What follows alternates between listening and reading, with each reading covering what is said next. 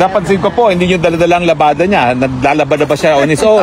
Kinuhaan ko sabi ko sa guard na nagbabantay, sabi ko, I'm here to get his laundry. Pero parang sinabi mo lang, they have their own laundry. Sabi ko, hindi na ako nag-insist. After all, ayaw mong maglaba, no?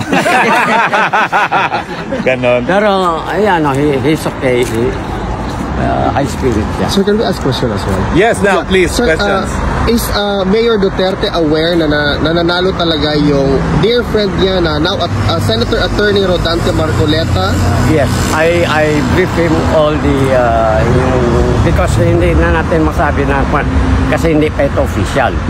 But I told him na yung as you know the counting went more or less ganito na lumusot. So in a way masaya siya.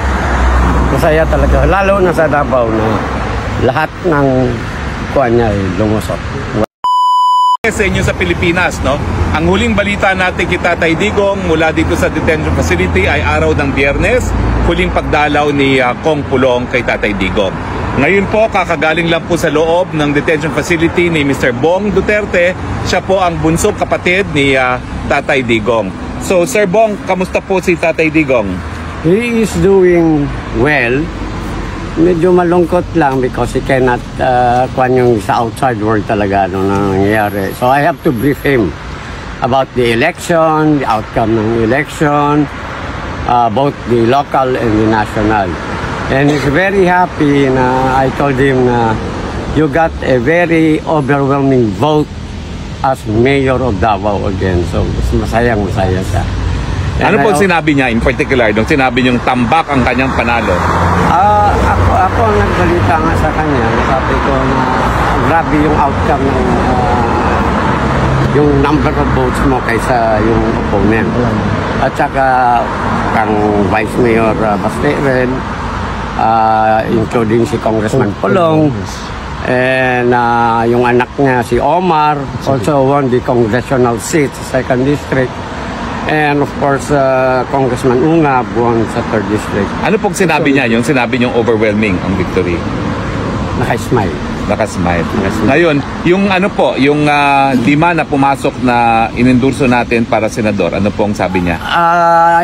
Medyo doon nakuhan siya kasi sa senator, sabi ko kasi may mga twist na nakukuhan, may mga iba na nag-support sa kuhan. Kahit masabi ko, overall, do not worry because I think, naman, ang support din nila na kay VP Sara.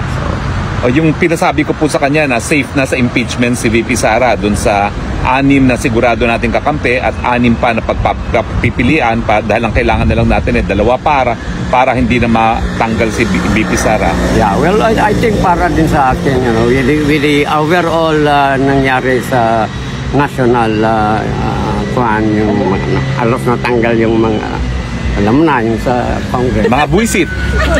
So, mga Hawad Committee. So I think yung mga opposition ng iba, I think they will think na you know it's about time kung ano yung noon it cannot go that way. So there's a big chance na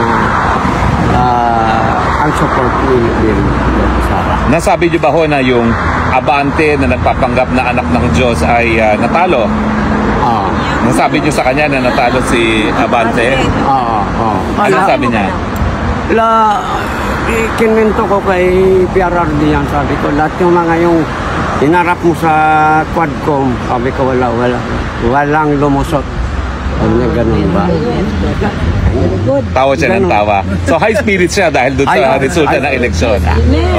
Ngayon, ano pong mga request niya kung meron man? Okay, ang sabi niya sa akin, paglabas ko daw,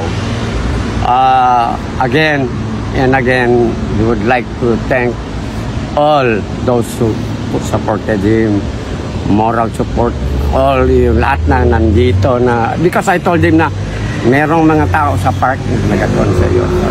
Sabi niya, ganun ba? Sabi niya, parang from the bottom of his heart. Talagang nagpapasalamat siya sa buong nagsusuporta sa kanya, not only ito sa park, worldwide, pati sa Pilipinas. At ang sinabi lang niya, hindi niya makakalimutan ito. Parang utang na loob niya sa inyo. Napansin ko po, hindi nyo daladalang labada niya. Naglalabada ba siya on his own?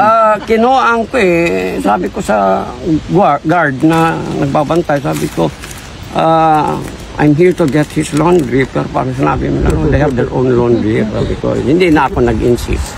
After all, ayaw mong maglaba, no? Ganon. Pero, ayan, he's okay. High spirit siya. Sir, can we ask question as well? Yes, now, please, Sir, questions. is Mayor Duterte aware na nananalo talaga yung dear friend niya na now Senator Attorney Rodante Marcoleta? Yes, I brief him all the because hindi na natin masabi na kasi hindi pa ito official. But I told him na yung as you know the counting went more or less ganito na lumusot. So in a way masaya siya. Masaya talaga, lalo na sa Davao na lahat ng kuha niya ay lumusot. Walang kabila na. Tapos sir, ilang months mo nang hindi nakita si former president? Ako? Yes po. Since pagpunta nila sa Hong Kong. Okay. Because he was suspected to from Hong Kong, he also fly back to Davao. Sir, can we also ask what your feelings were nung nakita mo for the first time si PRRD, ay Mayor Duterte? Mayor na talaga siya ngayon. Yes. Kwanza, I mean, you know, he is a little bit detached kasi nga, as I said, you know, wala siyang kuwan sa outside world. So, kailangan pag nandiyan, you know, whoever will be sinong susunod, we have to brief him anong nangyayari sa outside world. Kasi sinabi ko, pwede ka ba may cellphone? Sabi ko, pwede kita bilhin na yun. Bawal. So, wala, isolated siya. But yet, kung nakwentuhan mo na siya, magkuhan mo, yung... Up to date. How about you, sir, personally? Meron ka bang special emotions or feelings na nung nakita mo siya? Ako? Of course. Pero, you know,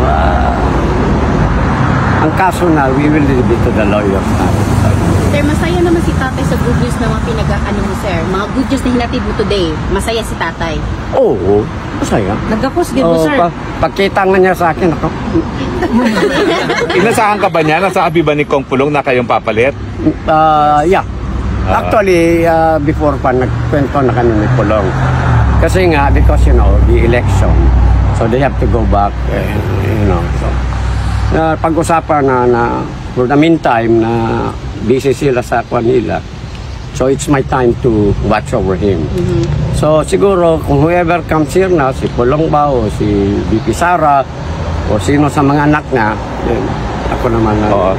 Meron ba kayong estimated time na pagbalik nyo sa Pilipinas or estimated na may papalit sa inyo rito? Antayin namin sino mga anak na papalit. And then from there, kasi nandito na lang man din kami sa Netherlands, balita ko, malapit lang ang Belgium, malapit lang ang Germany. So, kung sino yung papalit, sasabihin ko, bago kami umuwi, papasya na lang.